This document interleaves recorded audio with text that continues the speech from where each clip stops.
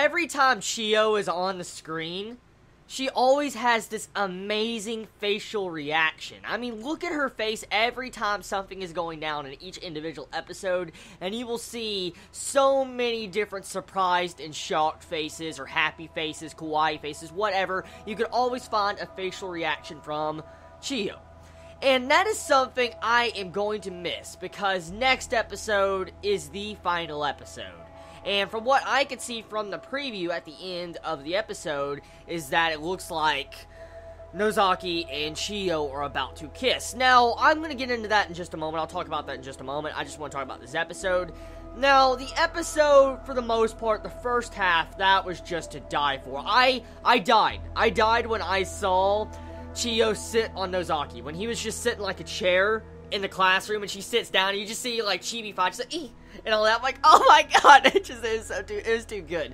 That was fucking too good. When you just see her like, sit down and all that, and you just see like Chibi five legs and arms and all that, and you see Nozaki just sitting there, and like her face, it was just so what the fuck. When she like, freaked out, I'm like, that is kind of how I would react if I sat on someone too. If I was going in the classroom, sitting down in my chair, and I realized I sat on someone, she made the proper reaction, I think. So Chiyo, I guess, had a little bit of romance development for Nozaki in this episode, because Nozaki actually walked home with Sakura without, doing anything to her. For instance, he didn't mess nothing up, he didn't, prank her, he didn't try to surprise her, he just walked her home because he actually cared about her. The sad thing is that Chiyo technically did not realize this until after it was done, but it still shows you that, Nozaki does care for Chiyo. So that's really a romantic scene in this episode. And that is something Nozaki does well. Like Gekkan Shoujo, it does the romance so well in this series, with the misunderstandings, the way they use the comedy. It's so enjoyable each passing week,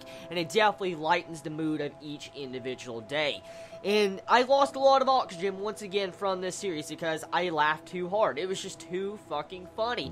Like, Nozaki just does anything he possibly could to shock Chiyo, and he shocked her so much that she was just on edge when they were walking home. The way she acted every time he would move and all that, she's like he was about to attack her or something. I was like, that is too good. That is too freaking good. But then the funny parts get on to the later half of the episode, when you see Nozaki trying to get some references for his work. So he has a bunch of his fellow friends, all of his fellow assistants come over, and, pretty much they don't realize that they're all assistants. They haven't met all together at once. And so there's a lot of misunderstanding right there that's really interesting. And get to see how Nozaki tries to set it up as a sleepover before he could get material for his manga. It just shows you once again how fucked up Nozaki is. Nozaki is really fucked up in the head. I mean, all the crap he does is just insane.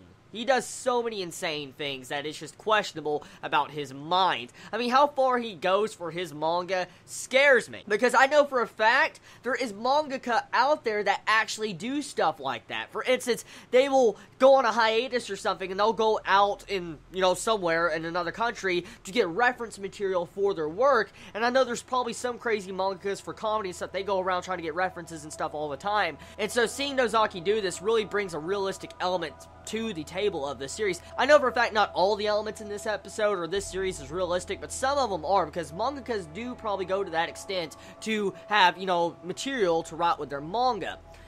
Now, one thing though, I like it how Nozaki passes out at the end of this episode. He passes out after setting up this sleepover, trying to get material for his manga. He falls asleep with his freaking, notepad. He's just cuddling with his notepad, and you see all the other guys just wrestling, arm wrestling, and doing all sorts of shit that, Nozaki wanted to reference, but he wasn't awake. And so it's kind of tragic how he didn't record that, but hey, it's Gekkan Shoujo. Gekkan Shoujo does this all the time, and it's the main reason why I love this series.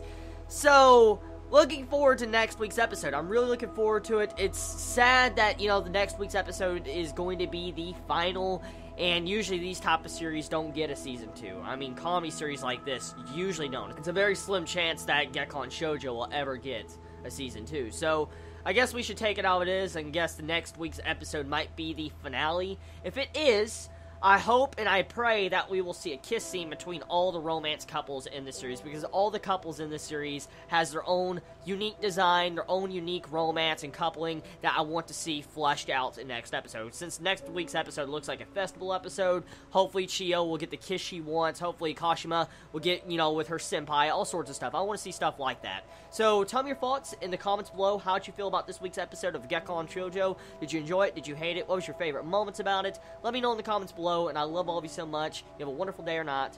Chibi out.